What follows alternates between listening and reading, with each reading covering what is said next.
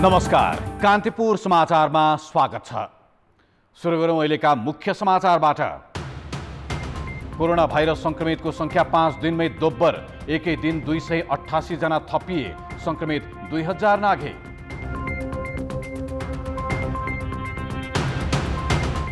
थेगी नसक्नु चाप भएपछि क्वारेन्टिनहरू अस्तव्यस्त, परीक्षण बिनै बस्नुपर्ने बाध्यताले झन जोखिम, बाँके नरैनापुरको अवस्था भने सम्हालिँदै।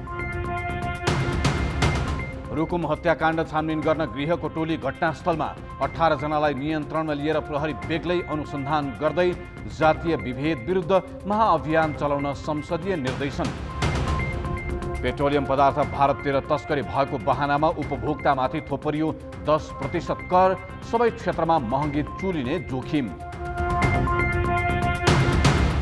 र अमेरिकामा दंगा नियन्त्रणका लागि सेना परिचालन गर्ने राष्ट्रपति ट्रम्पको चेतावनीपछि प्रदर्शन झन उग्र, प्रहरीमाथि नै गोली प्रहार, 7000 भन्दा बढी गिरफ्तार। नेपालमा कोरोना भाइरस संक्रमितको संख्या 2000 नागेको छ। पछिल्लो 24 घण्टामा 288 नयाँ व्यक्तिमा संक्रमण देखिएको छ। स्वास्थ्य मन्त्रालयका अनुसार अहिलेसम्म कुल संक्रमितको संख्या 2079 पुगेको हो, जसमा काठमाडौँ मेडिकल कलेजका 4 जना स्वास्थ्य कर्मी छन्। पछिल्लो समय संक्रमितको संख्या दिनदिनै उच्च दरमा बढेको छ। गएको वैशाख 26 गतेसम्म 100 जनामा मात्र यो भाइरस देखिएको थियो भने जेठ 15 गते 1000 नागेको थियो। गएको 5 दिनमा मात्रै 1000 भन्दा बढी संक्रमित थपिएका छन्।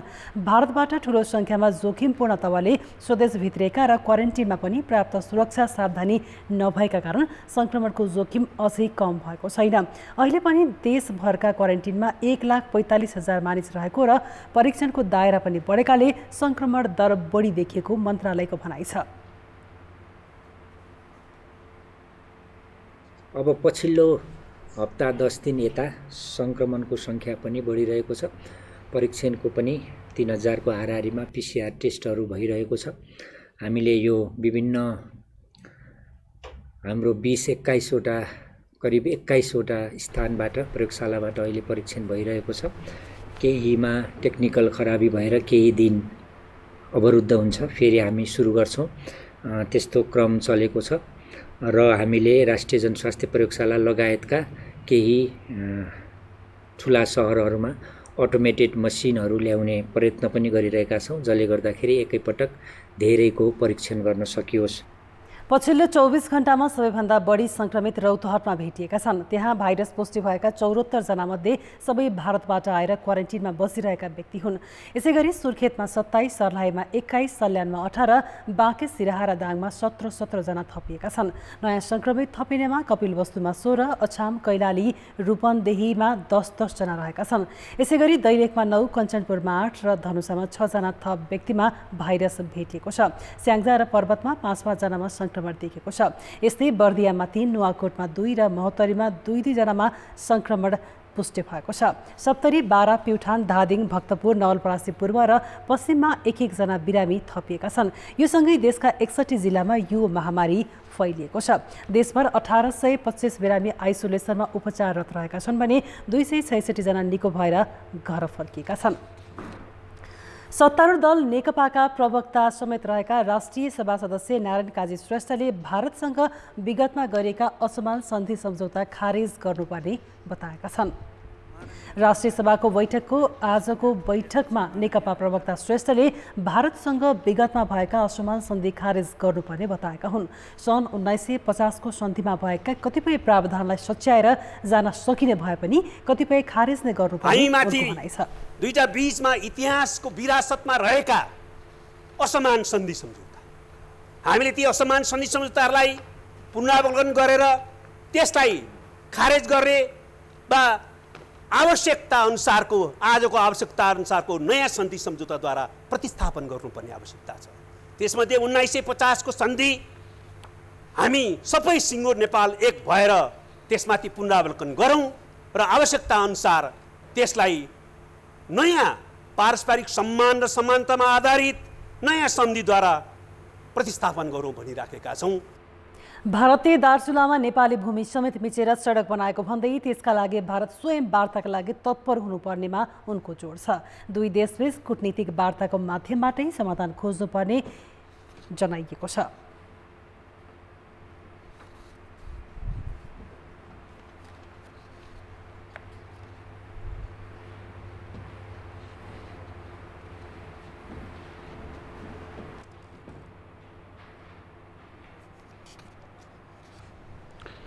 रुकुम पश्चिममा एक साताअघि दलित युवामाथि नृशंस घटना भयो। गाउँलेहरूले कुटपिट गरी भेरी नदीमा फालेपछि 6 जनाको मृत्यु भयो। हत्या र विभेद जस्ता अपराधको अनुसन्धान गरी दोषीलाई कानुनको कठघरामा उभ्याउन पर्ने दबाव प्रहरीमाथि छ। गृह मन्त्रालयले पनि एकजना सहसचिवको नेतृत्वमा बेग्लै छानबिन टोली घटनास्थलमा पठाएको छ।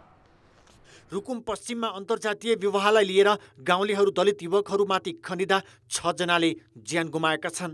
एकातिर जातीय विभेद, त्यसमाथि हत्या, दुवै गम्भीर फौजदारी अपराध हुन्। यसमा स्थानीय प्रहरीले अनुसन्धान गरिरहेको छ। पीडित पक्षले 20 जना विरुद्ध खिटानी जाहेरी दिएपछि प्रहरीले 18 जनालाई हिरासतमा राखेको छ। थप विशेषज्ञता आवश्यक परेपछि प्रहरीले त्यसमाथि अनुसन्धान गर्न केन्द्रीय अनुसन्धान ब्युरो CIBबाट पनि टोली पठाइसकेको छ। तर गृह मन्त्रालयले छानबिनका नाममा निजामती कर्मचारीको बेग्लै समिति बनाएर घटनास्थलमा पठाएको छ। अपराध अनुसन्धान गर्ने जिम्मेवारी प्रहरीको भएकाले दोषी पहिचान गरी कानुनी कठघरामा उभ्याउने बाहेक अरू कुनै विकल्प प्रहरी सामु छैन। नेपालगञ्जबाट चाहिँ प्रहरी वरिष्ठ उपरीक्षकको नेतृत्वमा पनि एउटा टोली पठाएका छौँ र त्यसै गरी अनुसन्धान प्रक्रियालाई सहयोग गर्ने उद्देश्यबाट नेपाल प्रहरीको केन्द्रीय अनुसन्धान उसबाट CIBबाट पनि एउटा टेक्निकल टिम चाहिँ त्यहाँ पठाएको अवस्था चाहिँ छ र उहाँहरूले चाहिँ संयुक्त रूपमा काम गर्नुभएको छ। प्रहरीले अनुसन्धान गरिरहेकै बेला सरकारकै अर्को टोलीले के कस्तो अध्ययन र अनुसन्धान गर्छ, त्यसले पहिचान गरेका तथ्यको कानुनी हैसियत के हुन्छ र अदालतले त्यसलाई मान्यता दिन्छ कि दिँदैन भन्ने प्रश्न अनुत्तरित छ। अपराधीलाई कारबाहीको दायरामा ल्याउन प्रहरीलाई नै जिम्मेवारी ठहराउनुको साटो राजनैतिक प्रवृत्तिको अध्ययन समिति घटनास्थलमा पठाउँदा फौजदारी अनुसन्धान र न्यायिक प्रक्रिया प्रभावित हुन सक्ने कानुन व्यवसायी औल्याउँछन्। प्रहरीले इन्भेस्टिगेसन गरिरहेको छ, उसको इन्भेस्टिगेसनमा एउटा प्रकारको फाइन्ड आउट होला हैन। त्यसै गरी गृह मन्त्रालय अन्तर्गत गएको जुन छानबिन समितिले तथ्य यसको घटनाक्रम फरक तरिकाले ल्याइदियो भने दुईटै विवादमा हुन्छ। अब दुईटै विवादमा अब यो कन्फ्लिक्ट भइदियो भने यो सिचुएसनमा जुन वेबाट जानुपर्ने त्यो नजानु चाहिँ सक्छ। त्यसैले अगाडिदेखि मेरो पनि अथवा यसमा देखेको जोखिम अथवा हामी सबै कानुनले देखेको जोखिम के हो भन्दा सही इन्भेस्टिगेसन चाहिँ नहुने सम्भावना छ। स्थानीय प्रहरीको अनुसन्धानमा चित्त नबुझे प्रदेशदेखि केन्द्रसम्म प्रहरीकै विशिष्टीकृत अनुसन्धान गर्न सक्ने निकाय छन्। यति हुँदाहुँदै त्यस क्षेत्रबाट प्रतिनिधित्व गर्ने नेताहरूको अहम दृष्टिका निम्ति छानबिन समिति बनाउने अभ्यास रुकुम पश्चिमको घटनामा पनि देखिनुले अझै अपराधीमाथि राजनीति गर्न खोजिएको प्रश्न हुन्छ। कान्तिपुर समाचारका लागि रुकुम पश्चिमबाट महेश गौतम र रमेश धमला, काठमाडौँ। संसदको कानुन, न्याय तथा मानवाधिकार समितिले जातीय हिंसा विरुद्ध महाअभियान चलाउन सरकारलाई निर्देशन दिएको छ। सिंहदरबारमा बसेको समितिको बैठकले पश्चिम रुकुममा भएको जातीय हिंसाको निष्पक्ष छानबिन र दोषीलाई छिटो कारबाही गर्न पनि गृह मन्त्रालयलाई निर्देशन दिएको छ। लकडाउनको अवधिमा पनि दलितमाथि श्रृङ्खलाबद्ध हिंसा र विभेदका घटना भइरहेकाले समितिले नेपाल प्रहरीमा छुट्टै दलित सेल बनाउन समेत भनेको छ। यो 2077 2/10 गतेको घटना मात्रै होइन, श्रृङ्खलाबद्ध रूपमा हिंसा विभेदका घटनाहरू घटित भएको छ। यो लकडाउनको अवस्थामा पनि भएको छ। तसर्थ तत्कालै एउटा महाअभियानै नेपाल सरकारले चाहिँ यसका विरुद्धमा महाअभियान चालोस् र नेपाल प्रहरीमा जसरी महिला बालबालिका सेल भए जस्तै दलितहरूको पनि एउटा अलग्गै सेल बनाएर यसलाई संवेदनशील ढङ्गबाट यसको चाहिँ अध्ययन अनुसन्धान गरेर दोषीलाई कडाभन्दा कडा कारबाही गर्न नेपाल सरकार गृह मन्त्रालयलाई निर्देशन गर्ने हाम्रो तेस्रो निर्णय भएको छ। बैठकमा गृहमन्त्री रामबहादुर थापाले घटनाको 3 तहबाट अनुसन्धान भइरहेको बताउँदै घटनाको ढाकछोप नहुने र दोषीलाई उम्किन नदिने प्रतिबद्धता जनाए। अमेरिका जस्तो शक्तिशाली देशमा पनि जातीय घटना भएको भन्दै उनले यस्तो हिंसा अन्त्यका लागि सबै मिलेर अघि बढ्नुपर्ने बताएका थिए। अमेरिकामा पनि ठिक यही समयमा चाहिँ झन्डै चाहिँ त्यहाँ यस्तै घटना घटेको छ। अर्कोतिर चाहिँ हामी यी समयमा चाहिँ हामी के देख्छौँ भन्दाखेरि नेपाल संसारको सबैभन्दा गरिब मुलुकहरूमध्येमा पर्ने र एउटा सानो आकारको दृष्टिकोणले एउटा सानो र यहाँ पनि विविधताले भरिएको समाज, यहाँ पनि चाहिँ ठिक यही प्रकृतिको चाहिँ जातीय उत्पीडनको, जातीय अन्तर्विरोधको एउटा चाहिँ दुःखद घटना यहाँ पनि घटेको छ। दोषीहरूलाई चाहिँ हामीले छिटै नै चाहिँ एउटा कानुनको कठघरामा चाहिँ हामी ल्याउने छौँ। महान्यायाधिवक्ता अग्नि खरेलले घटनाको अनुसन्धान गर्दा सञ्चार माध्यममा आए जस्तो नदेखिएको जिकिर गरेका थिए। तर सांसदहरूले भने सरकारले नै घटनालाई गम्भीर रूपमा नलिएको आरोप लगाए। कतिपय चिजहरू जे कुरा आइरहेका छन् अहिले अनुसन्धानमा त्यो कुरा म विनम्रतापूर्वक भन्छु देखिराखेका छैन। अहिले जे लेखिराखिएको छ त्यो लेखिराखिएको कुरो म विनम्रतापूर्वक भन्छु अनुसन्धानमा त्यो कुरो देखिएको छैन र प्रमाणले त्यो कुरा पुष्टि गर्नेवाला छैन।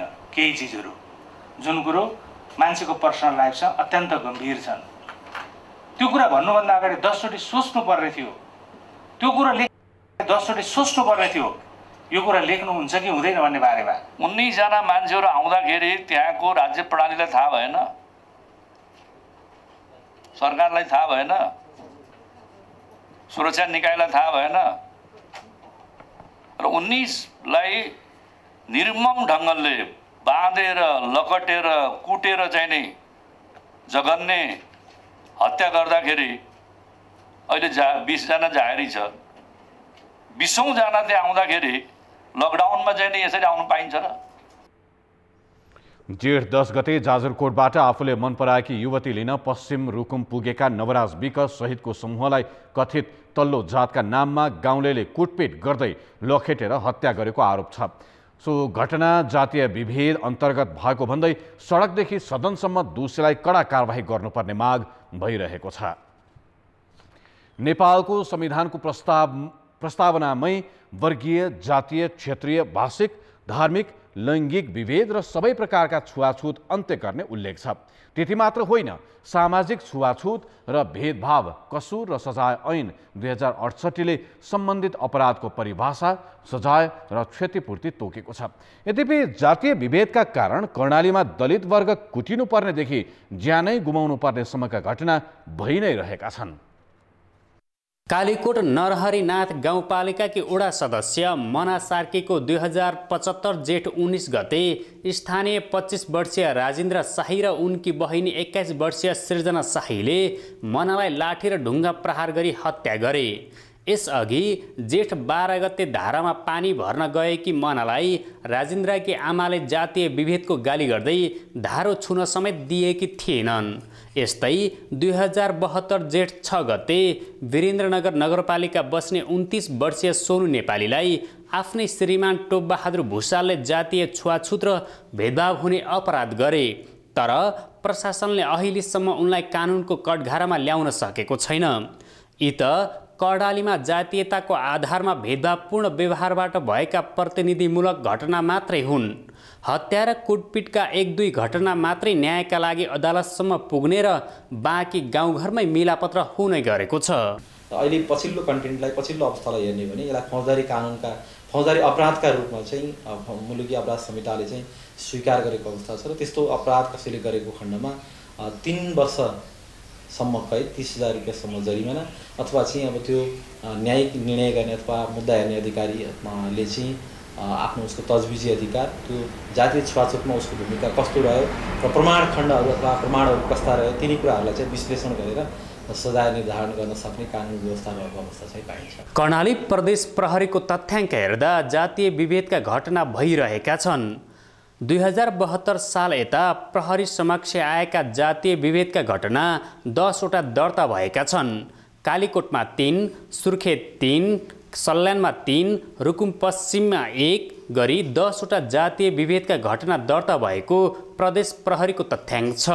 विशेष गरी बिहा गरेर गइसकेपछि पनि घरमा चाहिँ बेमेल हुने, त्यहाँ यातनाका कुराहरू, त्यहाँ होच्याउने कुराहरू र अनि छिमेकी समाजमा होच्याउने अश्लील शब्दहरू लगाएर त्यो जातीय कुराहरू राखेर चाहिँ मान्छेलाई चाहिँ एउटा चाहिँ मानसिक यातना दिने किसिमका कुराहरूको अवस्था हामीसँग आएको डाटाबाट त्यो देखिन्छ। कर्णालीका कुनै पनि जिल्ला जातीय छुवाछुतबाट अछुतो छैन। माथिल्लो जातसँग प्रेम गरेर विवाह गरेको, धारामा पानी छोएको, चुलो छोएको लगायतका आरोपमा दलितले ज्यानै गुमाएका छन्।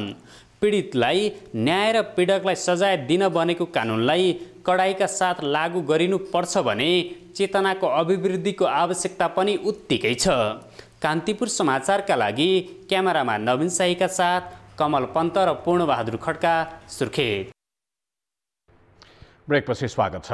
बागमती प्रदेशका जिल्लाहरूले भारतसँग सीमा जोडिएका क्षेत्रबाट फर्किरहेका आफ्ना क्षेत्रका बासिन्दालाई उद्धार गर्न थालेका छन्। कोरोनाको महामारी र लकडाउनका कारण भारतबाट दिनहुँ जसो फर्किरहेकालाई धेरैजसो जिल्लाले व्यवस्थित क्वारेन्टिनमा भने राख्न सकेका छैनन्, जसले गर्दा संक्रमण गाउँघरसम्म फैलिने जोखिम छ। बागमती प्रदेशका 13 जिल्लाका झन्डै 1 लाख जना व्यक्तिहरू विदेशबाट फर्कने अनुमान छ। तर जम्मा 5500 व्यक्ति राख्न सक्ने क्षमताका क्वारेन्टिन छन्। 1211 जना राखेका ती पनि भद्रगोल अवस्थामा छन्। न अहिले आइरहेकालाई कोरोना संक्रमणबाट जोगिन परीक्षण गर्ने र व्यवस्थित क्वारेन्टिनमा राखिएको छ, न त थपिनेहरूलाई राख्न थप क्वारेन्टिनहरू बनाइएको छ। हामी सबैजना एकै ठाउँमा भएछ, हाम्रो बाथरुम चाहिँ अलग चाहिँ हैन, तर यसमा नाली जाम भएर पानीको समस्या त्यहाँबाट हातले उठाएर पहिला हाल्नुपर्छ। अनि अहिलेसम्म हाम्रो एउटा मास्क पनि दिएको छैन र हामी सबै एउटै बिल्डिङ हुनुपर्छ। खाना एकै ठाउँमा ल्याएर दिन्छ, पहिले उनीहरूले उठाउँछ, पहिले हामीले उठाउँछ। त्यसको लागि पनि समय छ। अब पिसिआर भएको नभएको एकै ठाउँमा राख्नु हुन्छ हुँदैन भनेर मैले सोधिरहेको पहिले पनि। अनि त्यसपछि अब सबै अरू कसैले हाम्रो यहाँ कसैले स्वास्थ्य चेक गर्नु केही आएन। उहाँको अस्ति त्यो टाउकोमा दुःख यहाँनिर दुःख भनेको एकजना डक्टर आउनुभएको थियो, आएर यसो हेर्नुभयो, त्यति जानुभयो, के यताउति केही जवाब पनि दिनु भएन भने। बस्ने ठाउँको लागि हामीलाई समस्या छैन, किनभने विद्यालयदेखि सरकारी भवनहरू पनि हामीले युज गरिरहेका छौँ। र अहिले अप्ठ्यारो पार्ट के भने तत्कालीन रूपमा हामीले आरडिटी पनि चेक गर्न पाएका छैनौँ। र अहिले मैले कुराकानी गरिरहेको छु, परदेखि सङ्घले सीमित मात्रामा 50-60वटा चाहिँ अस्ति 60वटा पठाएको थियो, त्यो उनीहरू सिद्धिहाल्यो। र सम्भवतः त्यो किट चाहिँ भइदियो भनेदेखि पिसिआर गर्न पाए त अझ राम्रो हुन्थ्यो। किट चाहिँ भइदिइहाल्यो भनेदेखि मिनिमम पनि उसको नेगेटिभ र पोजिटिभ छुट्याउन पाइन्थ्यो। त्यो चाहिँ हाम्रो अप्ठ्यारो भइरहेको छ। अरू चाहिँ हामीले सबै म्यानेज गरेका छौँ। भारतसहित तेस्रो मुलुकबाट 22,000 जना फर्कने अनुमान गरेको सिन्धुपाल्चोकमा क्वारेन्टिनको क्षमता जम्मा 536 जनाको मात्रै छ। धादिङमा अहिलेसम्म दूरी कायम गराई क्वारेन्टाइनमा बस्नेको स्वास्थ्य परीक्षण र खानपानको व्यवस्था पालिकाहरूले गरे पनि पर्याप्त छैन। काभ्रेमा स्थानीय तहले बाहिरबाट आउनेका लागि थप क्वारेन्टिन बनाउँदा स्थानीयहरूकै अवरोधको सामना गर्नु परेको छ। दोलखा, रामेछाप, सिन्धुली लगायतका जिल्लामा समेत क्वारेन्टिन पर्याप्त छैनन्, बरु बल्ल बनाउन थालिएको छ। विदेशमा रहेका सैलुङवासीहरू फर्कने हो भने अब गाउँपालिकाको क्वारेन्टाइनले धान्न सक्ने अवस्था छैन। यद्यपि हामीले हाम्रा सबै 8वटै वडामा क्वारेन्टाइन निर्माण गर्ने अभियान सुरु गरेका छौँ। तर यसो गर्दा पनि उनीहरूलाई सुरक्षित राख्न सकिन्छ जस्तो मलाई लाग्दैन। हामीसँग चाहिँ एउटा पनि डाक्टर हुनुहुन्न। एचएसम्मका हेल्थ असिस्टेन्टसम्मका चाहिँ स्वास्थ्य कर्मीहरूलाई साथमा लिएर हामीले उपचार गर्नुपर्ने स्थिति छ। अहिले हामीले चाहिँ प्रदेश सरकार, सङ्घीय सरकारसँग परीक्षणका निम्ति, कम्तीमा आरटी परीक्षणका निम्ति अनुरोध गरेका छौँ। तर उहाँहरूले आफैले व्यवस्थापन गर्नुपर्ने भन्ने कुरा जनाउनु भएको छ। स्थानीय तहहरूले व्यवस्थित गरेको भने पनि घर फर्कनेहरूको लहरको जति बढ्दै जान्छ। क्वारेन्टाइन स्थलहरू झन् अस्तव्यस्त हुँदै गएका छन्। स्थानीय तहले आरडिटी र भिटिएम माग गरेको हप्तौं बित्दा समेत पाउन नसकेका कारण अधिकांशको परीक्षण हुन सकेको छैन। धेरैजनाले एउटै शौचालय, एउटै धारा प्रयोग गर्नुपर्ने बाध्यता छ। यस्तो अवस्थामा विदेशबाट धेरै संख्यामा आउने नागरिकलाई कसरी परीक्षण गर्ने र क्वारेन्टिनमा व्यवस्थित तरिकाले राख्ने भन्ने झन् चुनौती थपिएको छ। कान्तिपुर समाचारका लागि सहकर्मीहरू सिन्धुपाल्चोकमा कमला पाखरिन, रामेछापमा दीपक भट्ट, सिन्धुलीमा राजकुमार कार्की, काभ्रेमा रमा दाहाल र धादिङमा पोषनाथ अधिकारीका साथमा केदार शिवाकोटी, दोलखा। कोरोना भाइरसका संक्रमितको संख्या बढेको बाँकेको राप्ती पूर्वको ग्रामीण बस्ती नरैनापुर सामान्य स्थितिमा फर्किन थालेको छ। अस्तव्यस्त र भद्रगोल क्वारेन्टिनमा कोही पनि बस्नै नमान्दा देखिएको अराजकता नियन्त्रणमा लिन सुरक्षा फौज नै परिचालन गरिएको थियो। 114 जनामा संक्रमण देखिएको नरैनापुरमा अहिले महामारी नियन्त्रणमा आएको स्वास्थ्य कर्मीको भनाइ छ। उच्च जोखिम रहेको नरायणापुरमै छौँ अहिले हामी। यहाँ मेरो पृष्ठभूमिमा यहाँ सुरक्षाकर्मी लगायत स्थानीय प्रतिनिधिहरू र चिकित्सकहरूको टोली देखिन्छ। उहाँहरूको अनुमान अनुसार अब यहाँ सङ्क्रमण नियन्त्रणमा आउन सक्छ, किनकि योभन्दा अगाडिका अराजक अवस्था अब नियन्त्रणतर्फ गइरहेका छन्। त्यस आधारमा चिकित्सकहरूले सङ्क्रमण नियन्त्रणमा आउने बताएका छन्। क्वारेन्टाइन र आइसोलेसन सेन्टरको विशेष व्यवस्थाका लागि नेपाल आर्मीलाई समेत जिम्मा दिएको छ। त्यसले गर्दाखेरि हिजोका दिनमा अब क्वारेन्टाइन व्यवस्थित गर्न नसकिएको भन्ने कुराहरू यहाँको ओभरफ्लोले गर्दाखेरि भए तापनि अब आउँदो दिनमा चाहिँ सबैको सक्रियतामा यो समाधानको बाटोमा गएको छ। सेना, प्रहरी र चिकित्सकले कोरोना भाइरस सङ्क्रमणबाट जोगिन अपनाउनु पर्ने सावधानीका बारेमा दूरदराजका बस्तीमा पुगेर स्थानीयलाई जानकारी दिँदै हिँडेपछि नरैनापुरका क्वारेन्टिनभित्रको भद्रगोल अवस्था केही हदसम्म सुधार हुनुका साथै भइरहेको सङ्क्रमण पनि नियन्त्रण हुँदै गएको छ। कोरोना भाइरस भन्छ, यो रोग चाहिँ एकदेखि अर्कोलाई थुकको माध्यमबाट सर्छ।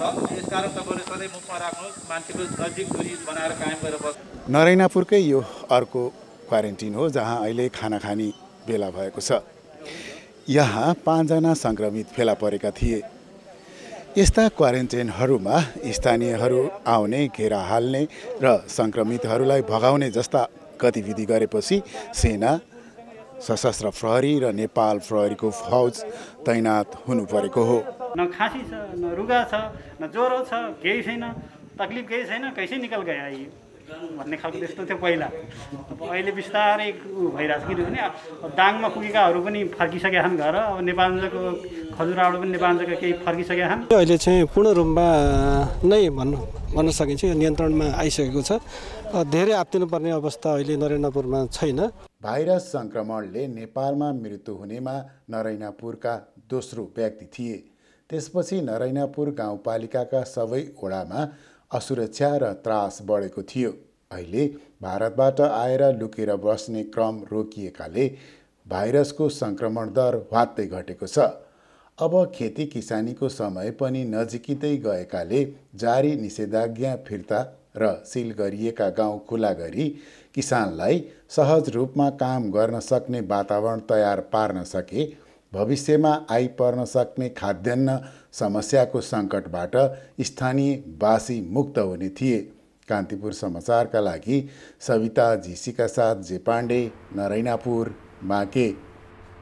कोरोना भाइरसको महामारी र लकडाउनको कारण शैक्षिक गतिविधि अवरुद्ध भएपछि सरकारले दूरशिक्षा, अनलाइन, श्रव्य दृश्य लगायतका वैकल्पिक माध्यमबाट शिक्षण सिकाइ सुरु गर्ने भनेको छ। तर विगत 62 वर्षदेखि सञ्चालन गर्दै आएको दूरशिक्षा कार्यक्रम हेर्ने हो भने चाहिँ खासै उत्साहजनक नतिजाको आश गर्ने ठाउँ छैन।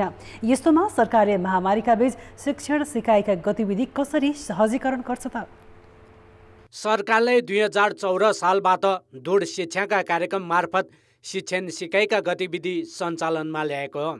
विभिन्न कारणले शिक्षाको अवसरबाट वञ्चित भएकालाई पढ्ने र सिक्ने अवसर प्रदान गर्ने उद्देश्यले दूर शिक्षा मार्फत सिकाइका कार्यक्रम सञ्चालन गरिएको 62 वर्ष भइसकेको छ।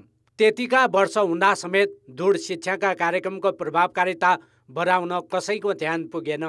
अहिले महामारी र लकडाउनका कारण अवरुद्ध भएको 28,000 सामुदायिक विद्यालयका विद्यार्थीको पठन पाठन वैकल्पिक माध्यमबाट सिकाइ सहजीकरण गर्ने निर्देशिका जारी गरेको छ। शैक्षिक क्षति न्यूनीकरण गर्न दूर शिक्षाका माध्यमबाट विद्यार्थीको पहुँचका आधारमा रेडियो, टेलिभिजन, अनलाइन जस्ता वैकल्पिक माध्यमबाट सिकाइ सहजीकरण गर्न लागि हो।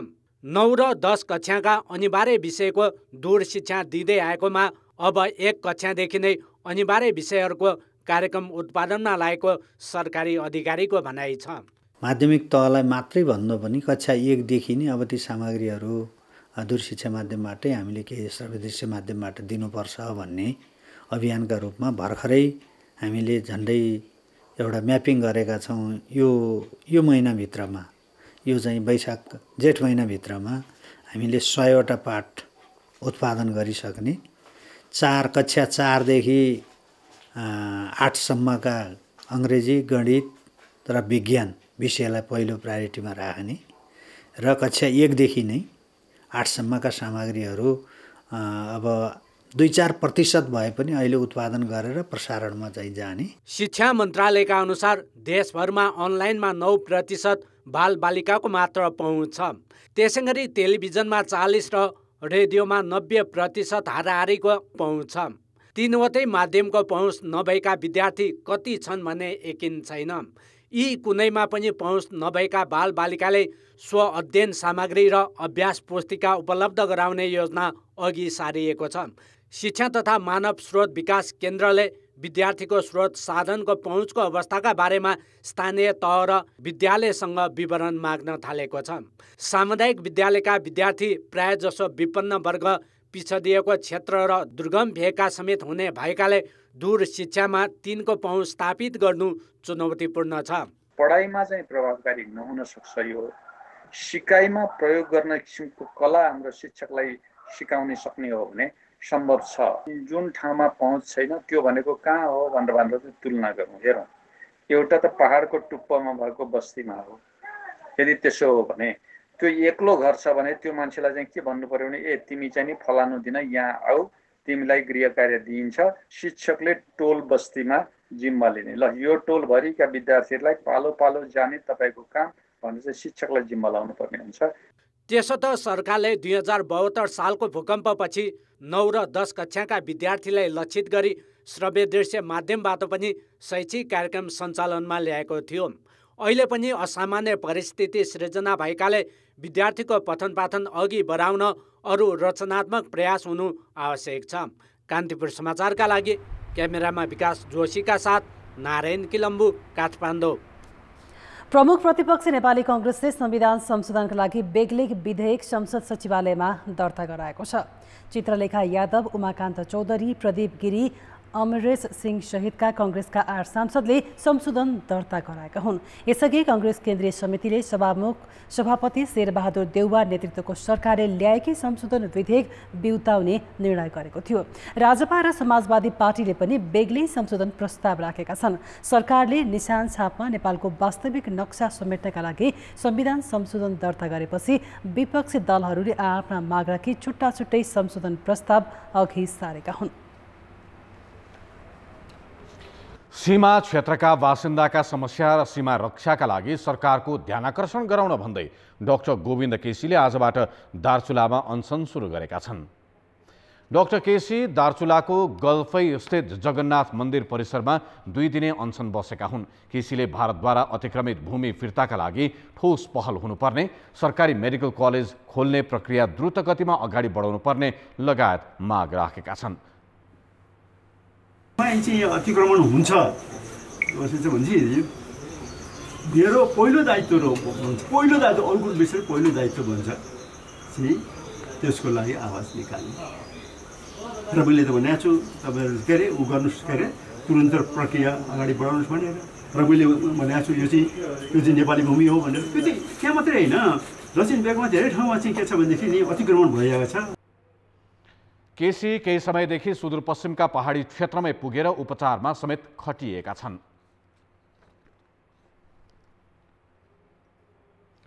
करिब 2.5 महिनादेखि मुलुक लकडाउनमा हुँदा किसानले उत्पादन गरेको तरकारी नबिकेर कतै बारीमै कुहिन थालेको छ भने कतै एक ठाउँबाट अर्को ठाउँमा लैजान रोक लगाउने काम भइरहेको छ। तर भारतबाट तरकारी आयात भने जारी छ। यही विडम्बनापूर्ण परिस्थितिबारे एक रिपोर्ट। पोखरामा तरकारीको खुद्रा मूल्य चर्को छ, किनभने आसपासको उत्पादनले त्यहाँको माग धान्दैन। नयाँ बजारको कृषि उपज केन्द्रमा मात्रै दैनिक करिब 70 मेट्रिक टन तरकारी खपत हुन्छ।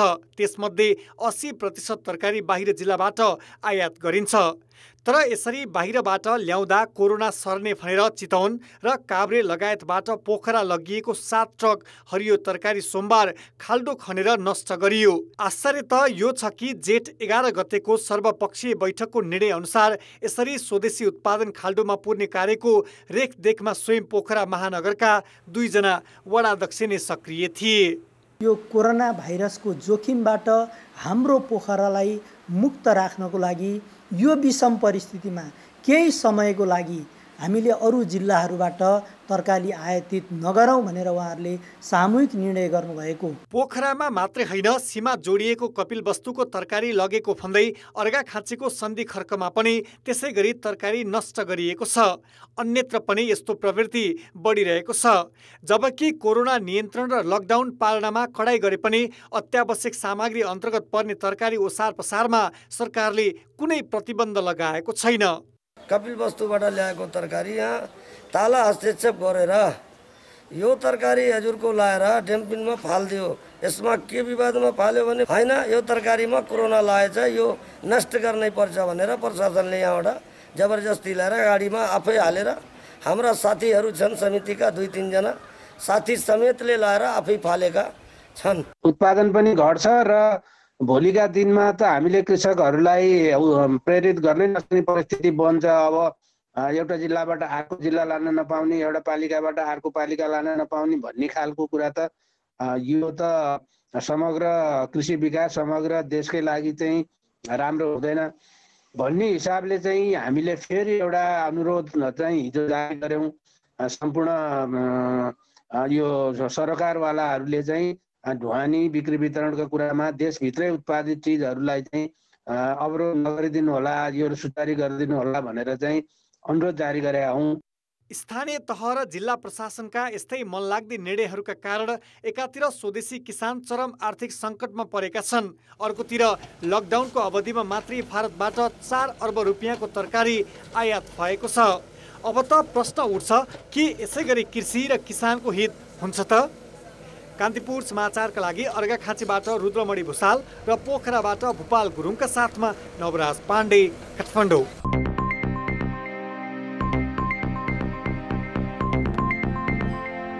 भारतको तुलनामा नेपालमा पेट्रोलियम पदार्थको मूल्य सस्तो हुँदा सीमा क्षेत्रबाट तेल चोरी निकासी भएको भन्दै त्यसलाई नियन्त्रण गर्न सरकारले प्रति लिटर 10 रुपैयाँ कर थपेको छ। चोरी निकासी नियन्त्रण गर्नुको साटो कर मात्र बढाइदा समग्र बजार नै मूल्य वृद्धि हुन सक्नेतर्फ सरकारले हिक्का राखेको छैन। भारतमा मङ्गलबार डिजेलको मूल्य प्रति लिटर 110 रुपियाँ 41 पैसा छ। नेपालमा करिब 27 रुपियाँ सस्तो अर्थात् 83 रुपियाँ 50 पैसा छ।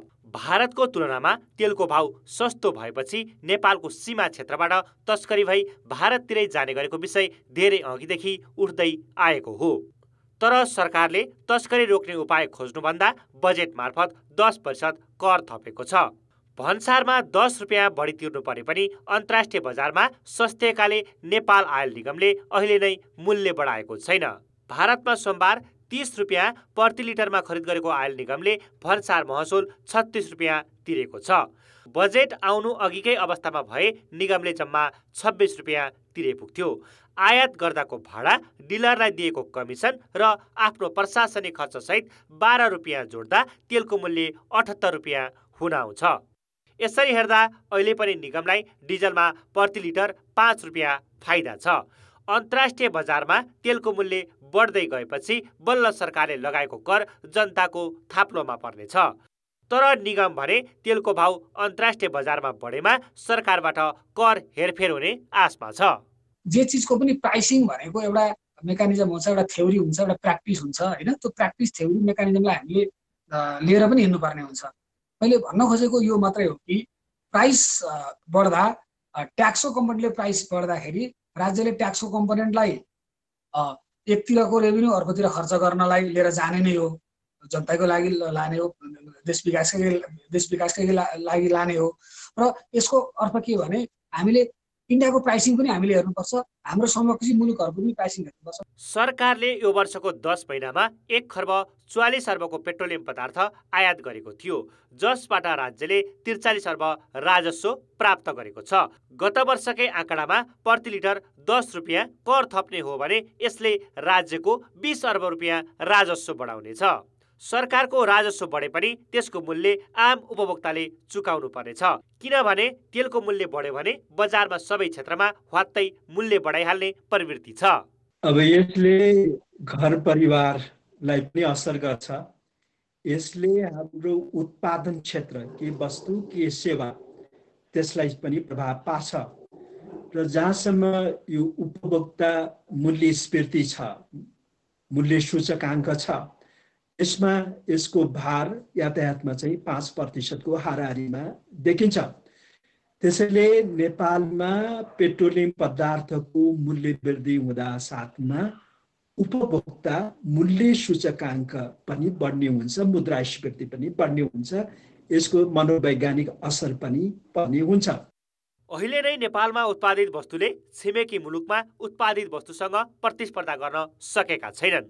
त्यसमाथि मूल्य वृद्धिका कारण लागत बढ्दै जाने हो भने स्वदेशमा न औद्योगिक वातावरण बन्नेछ न त आम नागरिकको दैनिकी नै सहज बन्नेछ। त्यसैले तस्करी नियन्त्रण गर्नुको साटो उपभोक्ताको थाप्लोमा नै भार पर्ने गरी कर बढाउनुले राज्य संयन्त्रकै नालायकी साबित गर्छ। कान्तिपुर समाचारका लागि सुदिल पोखरेल, काठमाडौँ। लकडाउनले शिथिल भएको अर्थतन्त्र उकास्नका लागि सरकारले 42 प्रकारका उद्योग कल कारखाना खोल्न दिने निर्णय गरे पनि पूर्ण रूपमा कार्यान्वयन हुन सकेको छैन। श्रमिकको ओहरदोहरमा समस्या र कोरोना भाइरसको संक्रमण परीक्षण नभएकाले उद्योग कल कारखाना छिटपुट मात्र खुलेका छन्। निर्माण क्षेत्रका उद्योग खुलेका छैनन् भने अत्यावश्यक सेवाका उद्योगमा पनि कच्चा पदार्थको अभाव छ। मन्त्री परिषदको वैशाख 24 गतेको बैठकले खाद्यान्न, औषधि, कुखुरा पालन, निर्माण सामग्री लगायतसँग सम्बन्धित 42 प्रकारका उद्योग सञ्चालन गर्न दिने निर्णय गरेको थियो। औद्योगिक कच्चा पदार्थ र उद्योग प्रतिष्ठानमा सामान, पाठ्यपुस्तक, रासायनिक मल, कृषि सामग्री, विकास आयोजनामा प्रयोग हुने उपकरण र निर्माण सामग्री बोकेका ढुवानीका साधन चलाउन दिने निर्णय पनि मन्त्री परिषदले गरेको थियो। तर 1 महिना हुन लाग्दा पनि त्यो निर्णय खासै कार्यान्वयन हुन सकेको छैन।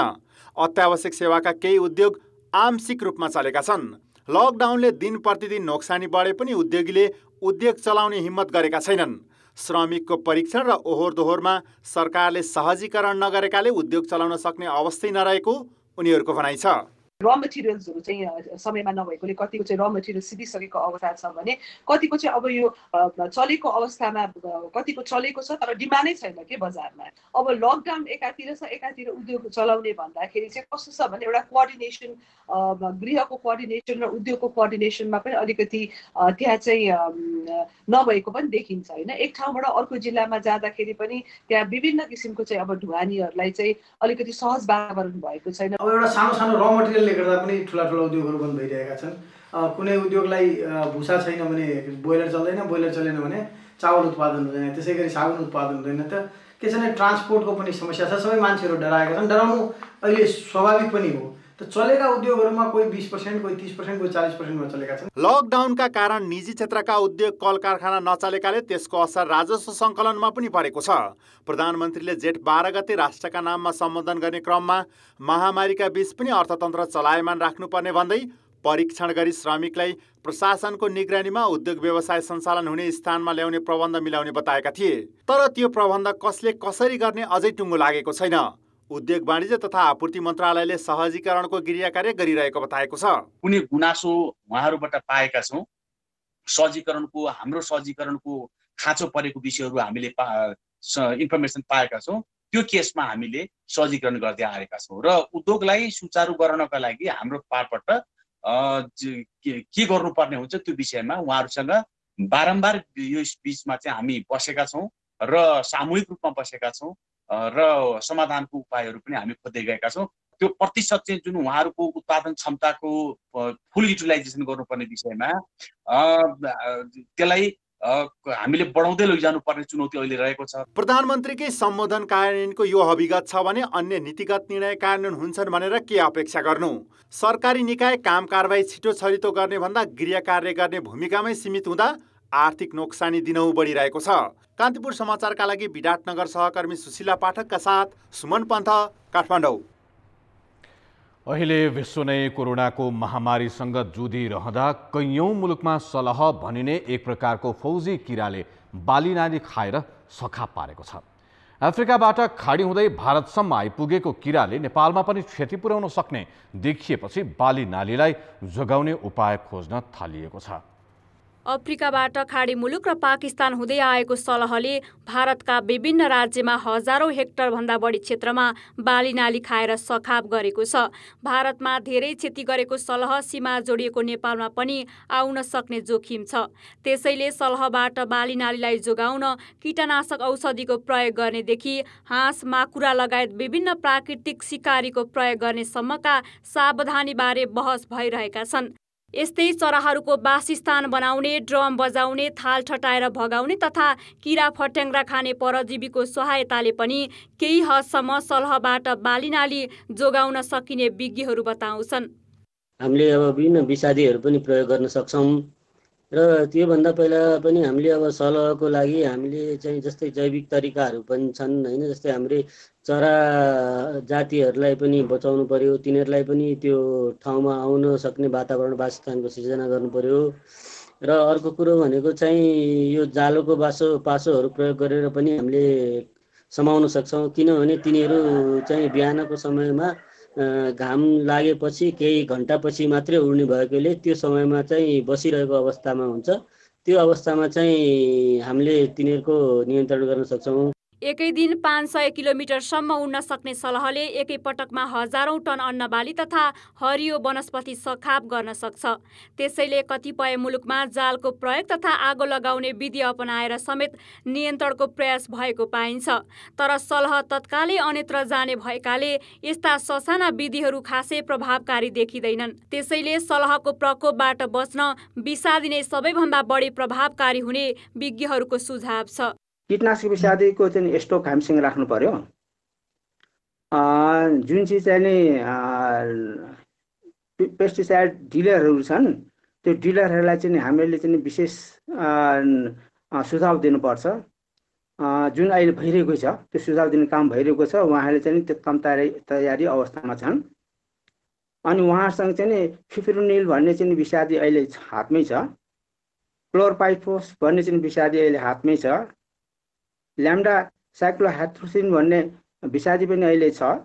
यी चाहिँ विषादीहरूले चाहिँ नि यो कीटनाशक यो किरालाई चाहिँ नि नियन्त्रण गर्नुको लागि मद्दत गर्छ। एकै पटक लाखौंको फौज झैं आउने भएकाले सलह प्रवेश गरिसकेपछि बाली नाली जोगाउन सजिलो छैन। अझ अहिले खेतीपातीको मुख्य समय भएकाले यसले पुर्याउन सक्ने क्षति अनुमान गरे भन्दा बढी हुन सक्छ। त्यसैले बाली नालीका लागि महामारी बनेर सलह आउनु अघि नै रोकथाम गर्न सरकारले किसानलाई तत्काल सघाउनु आवश्यक छ। कान्तिपुर समाचारका लागि अञ्जना लामिछाने, काठमाडौँ। कोरोनाको कहर र लकडाउन जति लम्बिँदैछ त्यति नै सर्वसाधारणको दैनिकीमा शास्ति थपिँदैछ। अहिले पनि अध्ययन र कामका लागि काठमाडौँ आएकाहरू जिल्ला फर्कने क्रम चलिरहेको छ। हुने खानेहरू त निजी सवारीमा जान छराउँछन्, तर बाध्यताले फर्कनेहरू पनि कोही महँगो भाडा तिरेर ट्रकमा र कोही बसमा जानका लागि रातिसम्म पर्खन चक्रपथ हुँदै कलङ्कीसम्म पुग्छन्। अहिले हामी काठमाडौँ तिनकुनेदेखि काठमाडौँ बाहिर नै मुख्य नाका नाङढुङ्गा आइपुगेका छौँ। यति बेला काठमाडौँका सडक चलायमान हुन थालेका छन्। अधिकांश निजी सवारी साधन छन् भने केही मात्रामा ढुवानीका अति आवश्यक साधनहरू छन्। उपत्यका बाहिरबाट रोजगार तथा अध्ययनका लागि आएकाहरू अहिले गृह जिल्ला फर्किन चाहिरहेका छन्। घर पनि नभए भएको छैन, बाध्यता छ। के गर्नु, यहाँ बसेर भोकै मर्नुभन्दा त बरु अब जसरी पनि जे होला भनेर जानु पर्यो। आज लकडाउनमा घरभित्रै थुनिँदा हातमुख जोड्ने धौधौ भएपछि फर्किन बाध्य भएका हुन्। अर्कोतर्फ घरबेटीले बारम्बार घर भाडा माग्न थालेपछि आजित भएर गृह जिल्ला फर्किने निर्णयमा पुगेका पनि छन्। घरबेटीले फेरि अब दिनकै भाडा माग्न लानुभयो, हामीसँग समस्या भयो कि पैसा पनि त्यो भएन। अनि त्यही भएर अनि कोठा चाहिँ 4-5 जनाको मिलेर एउटा कोठामा सामान राखेर अनि हामी चाहिँ हिँडेको। कलङ्कीमा सानो स्कर्पियोदेखि माइक्रोबस तथा बस चढेर घर फर्किने तयारीमा छन् सर्वसाधारण। त्यति मात्र होइन, ढुवानीका गाडीले पनि यात्रु बोक्न थालेका छन्। मान्छेहरू आफै अब कतिले त अब हेल्प माया गऱ्यो नि, त्यही भएर हामीले पठाइदिइरहन्छौँ। 10-12 जना, धेरै 15-16 जनासम्म त्यस्तो। नाकामा प्रहरीसँग यकिन तथ्याङ्क नरहे पनि स्थानीय सरकारसँगको समन्वयमा दैनिक 10 देखि 12 सवारी साधन उपत्यका बाहिरिने गरेका छन् भने 50 देखि 60 निजी सहितका अन्य साधन भित्रिने गरेको बताएका छन्। लकडाउनको पालना गरेर घरभित्रै बस्दा न त पर्याप्त राहत, हातका नङ्ग्रा खियाएर गरी खाउन त भन्दा ठप्प सहर बजार। जीविकोपार्जन गर्नकै लागि धौधौ परेपछि आफ्नै गृह जिल्ला फर्किनु पर्ने बाध्यता आइलागेको छ। कान्तिपुर समाचारका लागि क्यामेरामा सञ्जय लुइटेलका साथ सृजना बास्तोला, काठमाडौँ। अब जनमतको अन्तिम परिणाम। जनमतमा हिजो हाम्रो प्रश्न थियो, दरबार हत्याकाण्डको फौजदारी अनुसन्धान किन नगरिएको होला? ए इच्छा शक्तिको अभाव, बी जोखिम लिन नचाहने प्रवृत्ति र सी शक्ति केन्द्रको दाउपेच। जनमतको अन्तिम परिणाम यस्तो छ, ए इच्छा शक्तिको अभावमा 41%, बी जोखिम लिन नचाहने प्रवृत्तिमा 33% र सी शक्ति केन्द्रको दाउपेचमा 26% मत प्राप्त भएको छ। अब आजको प्रश्न। जनमत जातीय विभेद अन्त्य हुन किन नसकेको होला? ए जनचेतनाको अभाव, बी कानुन कार्यान्वयन नै फितलो र सी राजनीतिक इच्छा शक्तिको अभाव। जनमतको अन्तिम परिणाम भोलि साँझ 8 बजेको कान्तिपुर समाचारमा प्रसारण गर्नेछौँ। कृपया 34001मा SMS गरी आफ्नो मत व्यक्त गर्नुहोला। अब मौसम सम्बन्धी जानकारी।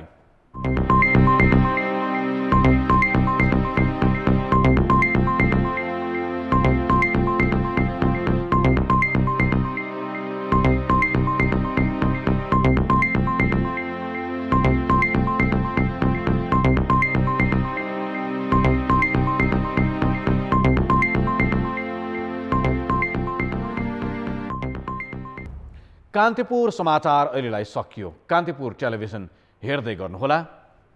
नमस्ते।